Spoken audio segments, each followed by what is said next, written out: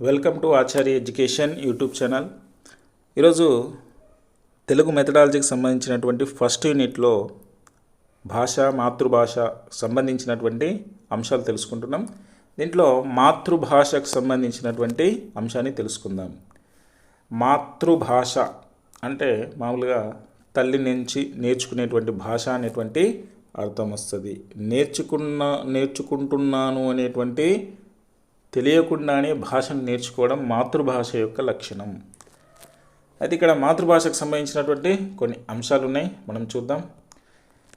ఈ మాతృభాషకే ఏమని పేర్లు అంటే దేశ భాష అని పేరు, ప్రాంతీయ భాష అని పేరు, ఊయల భాష అని పేరు, దేశీయ భాష అని పేర్లు ఉన్నాయని చెప్పినటువంటి వ్యక్తి ఎవరు? భాషా శాస్త్రవేత్త అంటే స్టెర్న్ అనేటువంటి అతను మాతృభాషను దేశ భాష అని, ప్రాంతీయ భాష అని, ఊయల భాష అని, దేశీయ భాష అనేటువంటి పేర్లు ఉన్నాయని స్టెర్న్ అనేటువంటి భాషావేత్త చెప్పడం జరిగింది.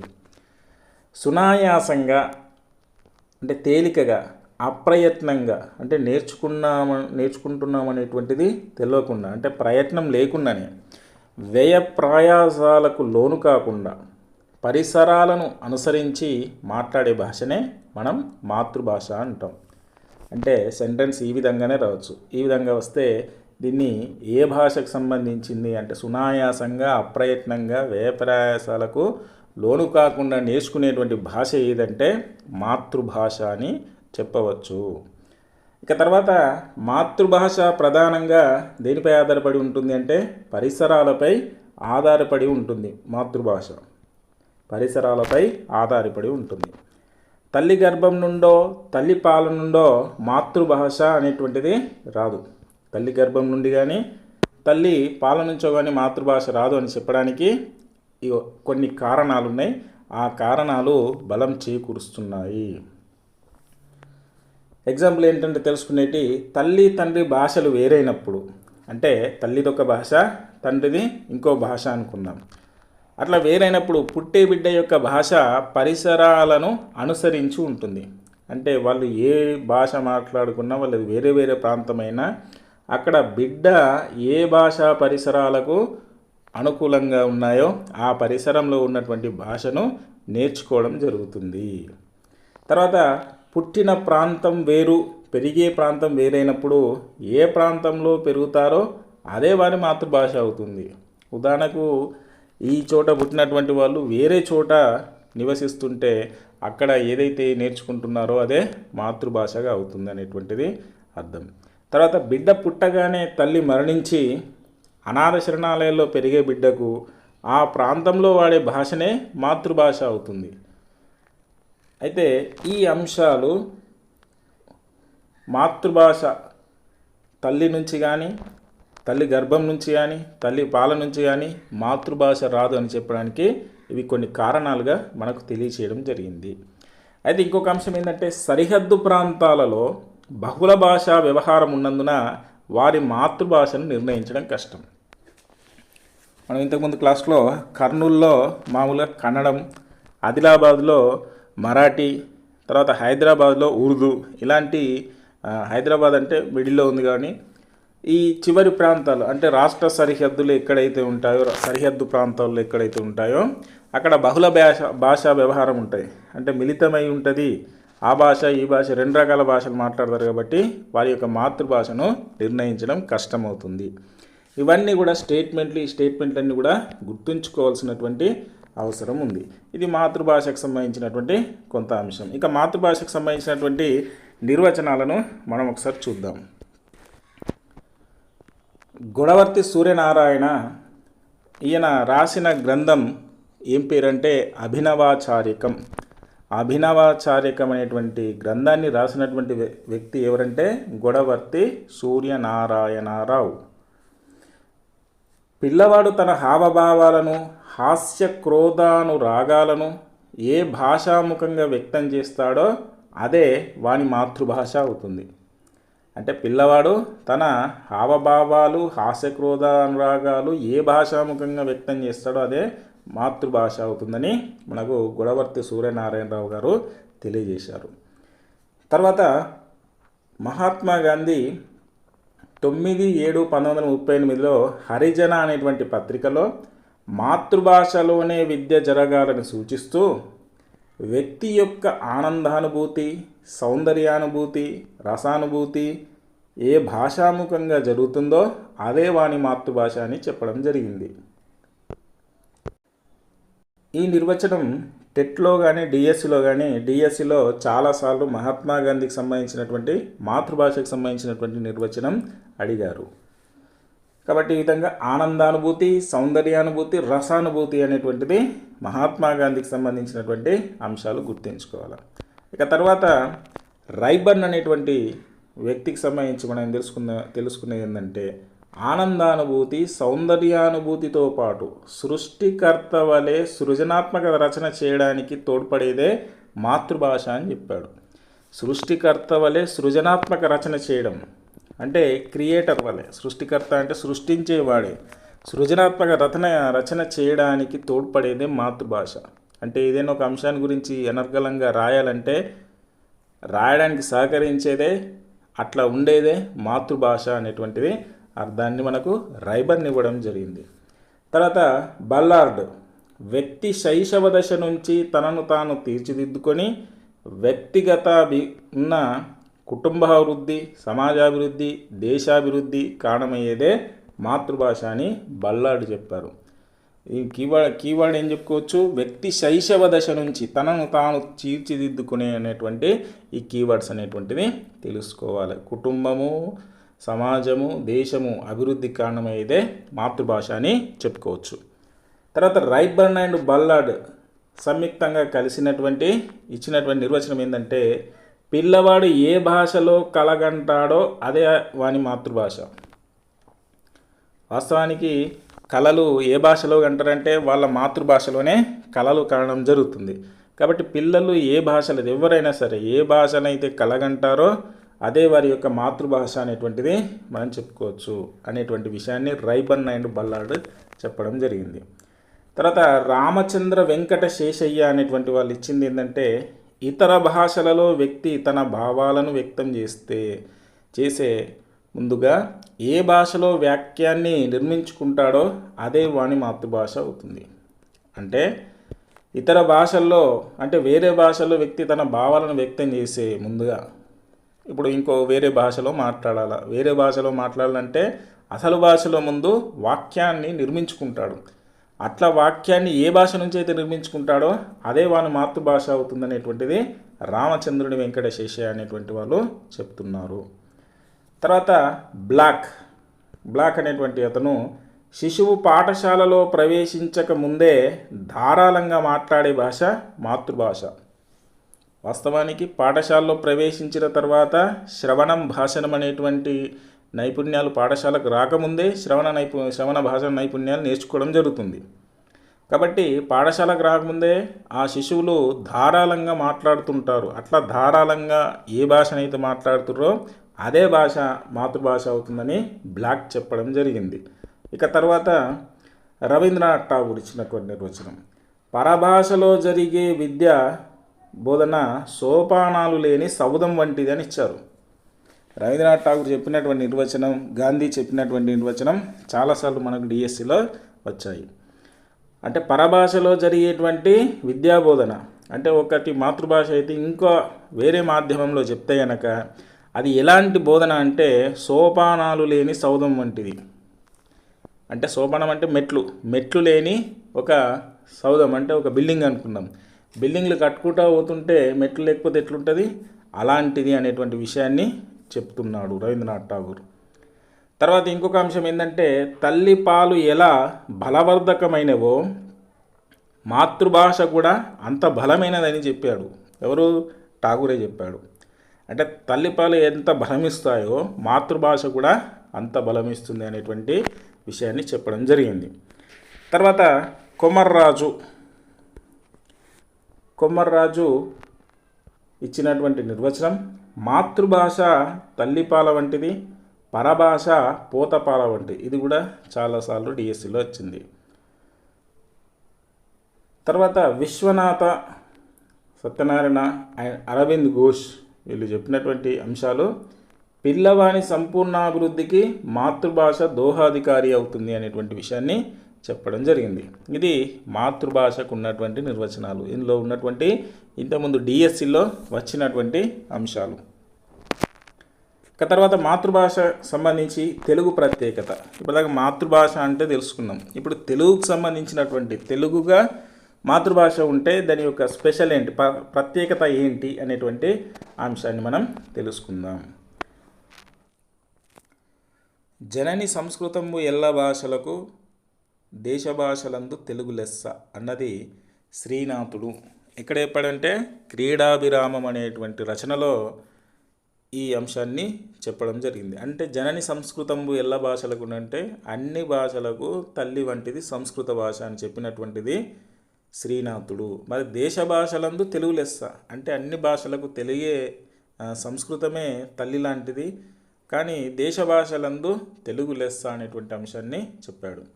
అసలు దేశ భాషలందు తెలుగు లెస్స అనేటువంటిది ఆ వాక్యాన్ని అన్నటువంటి మొట్టమొదటి వ్యక్తి వినుకొండ వల్లభామాత్యుడు అనడం జరిగింది. దేశ భాషలందు తెలుగు లెస్స. తర్వాత వాడినటువంటి వాళ్ళు శ్రీనాథుడు క్రీడాభిరామంలో వాడడం జరిగింది.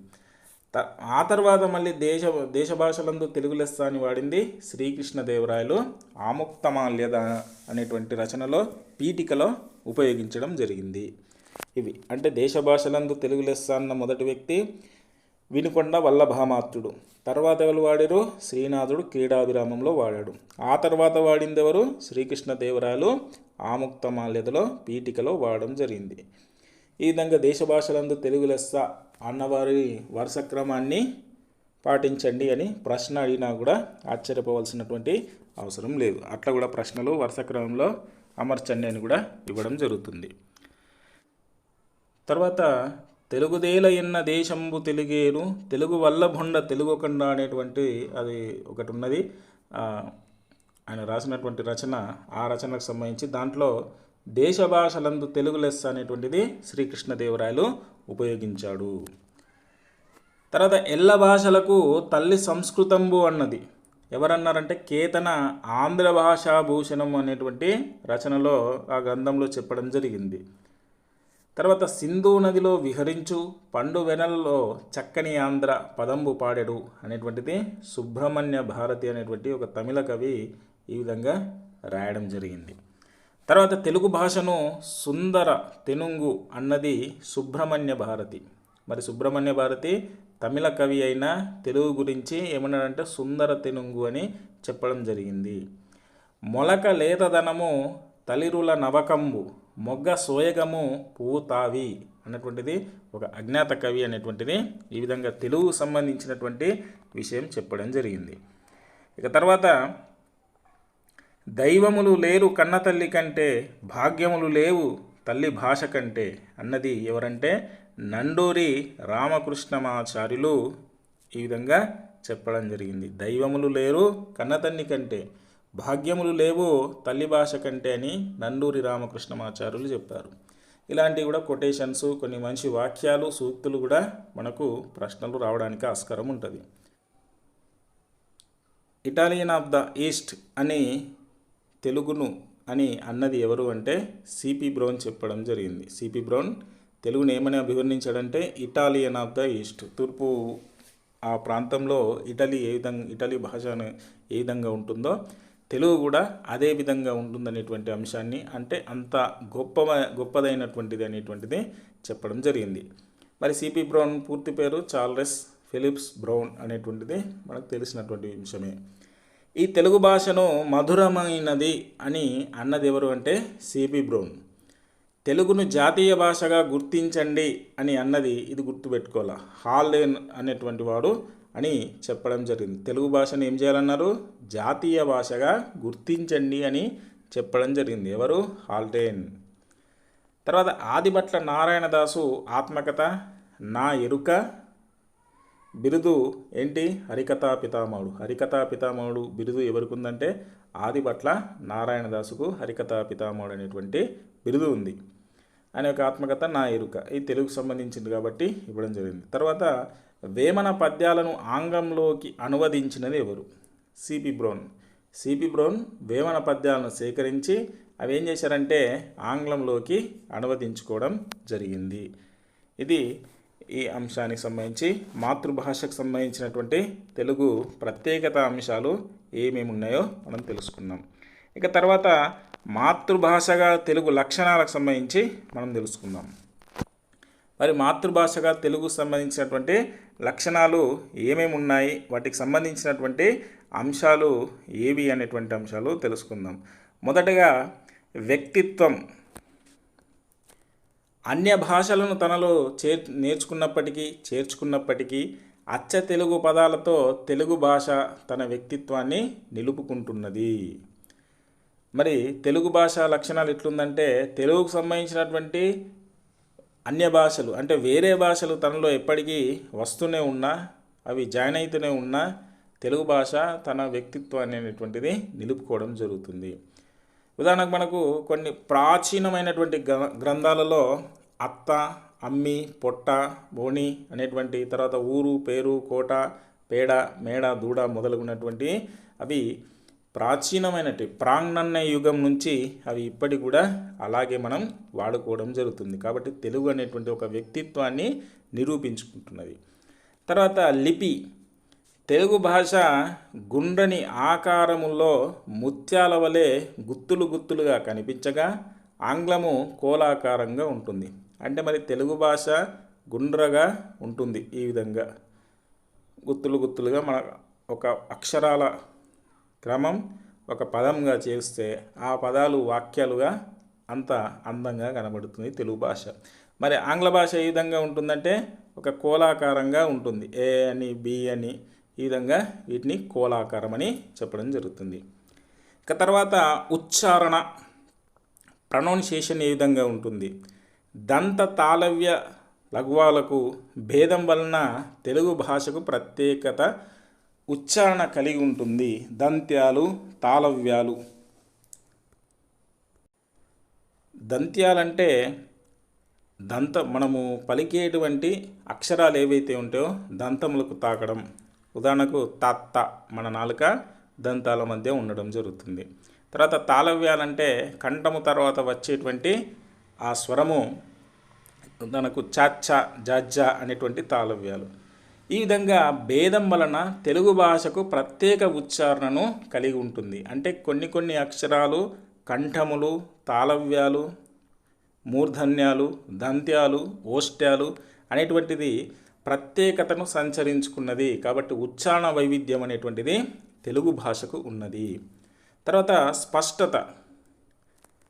స్పష్టతకు సంబంధించి అచ్చుల సంఖ్య అధికంగా ఉండడం, పదమధ్యంలో ఒత్తి పలకడం, తేల్చి పలకడం, సాగదీసి పలకడం లేనందున స్పష్టంగా ఉంటుంది.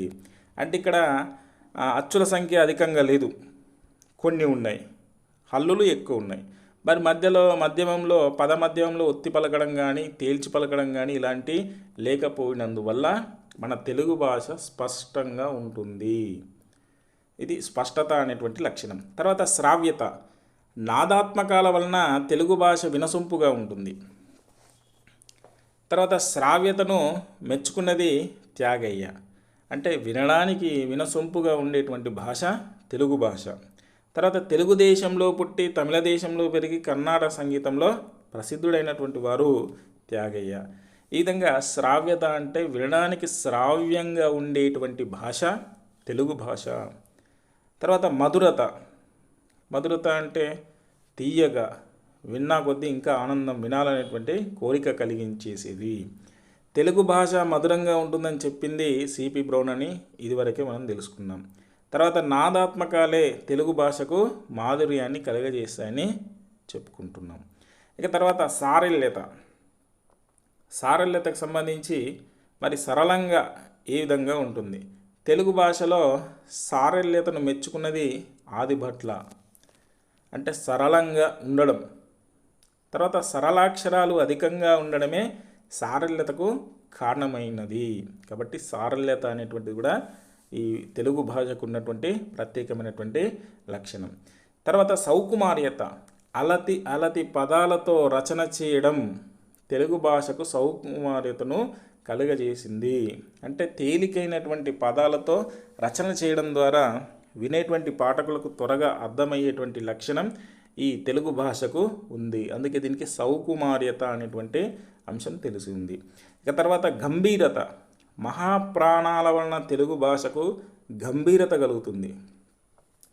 అంటే అల్పప్రాణులు మహాప్రాణులు. ఉదాహరణకు కాచాట తప అల్పప్రాణులు అయితే, మహాప్రాణులు ఖ ఛ ఠ తప. ఈ విధంగా ఈ మహాప్రాణులను ఏ విధంగా ఉంటుందంటే గంభీరంగా ఉంటుంది. ఒత్తులు పలకడం, గట్టిగా పలకడం, ఇలాంటి గంభీరతను తెలియజేస్తుంది. తర్వాత జంట పదాలు. తెలుగు భాషలో మాత్రమే ప్రత్యేకించి ఉండేటువంటి ఏంటంటే జంట పదాలు. ఒక పదానికి అర్థం ఉంది, మరొక పదానికి అర్థం లేకపోవడం, రెండు పదాలకు అర్థాలు ఉండే విధంగా జంట పదాలు ఉంటాయి. ఉదాహరణకు చెట్టు చేమ, తోడు నీడ, నగ నట్ర, పురుగు పుట్ర, మాటమంతి, గొడ్డు గోధం మొదలగునవి. ఇవి జంట పదాలు. ఇవి ఇంకా యతిప్రాసలకు సంబంధించి తెలుగు భాషకు లయను కలుగజేసేవి మరియు జీవగర్రలు యతిప్రాసలని చెప్పుకోవచ్చు. అంటే ఒక పద్యంలో యతిప్రాస నియమము, యతి నియమం అనేటువంటి కొన్ని పద్యాలకు ఉంటే, కొన్ని పద్యాలకు ఉండే. ఈ నియమం వల్ల తెలుగు భాషకు ఒక ప్రత్యేకతమైనటువంటి సంతరించుకుంది. తర్వాత వర్ణమాల. ప్రపంచంలో అత్యధిక అక్షరాలు కలిగిన భాషలలో తెలుగు ఒకటి. ఇది వర్ణమాలకు సంబంధించినటువంటి అంశాలు. ప్రపంచంలో తెలుగు భాషకు సంబంధించినటువంటి తీసుకుంటే అక్షరాలు ఎక్కువగా ఉన్నటువంటి దాంట్లో ఒకటి. ఇవి మాతృభాషకు సంబంధించినటువంటి ప్రత్యేకమైనటువంటి లక్షణాలు అని మనం చెప్పుకోవచ్చు.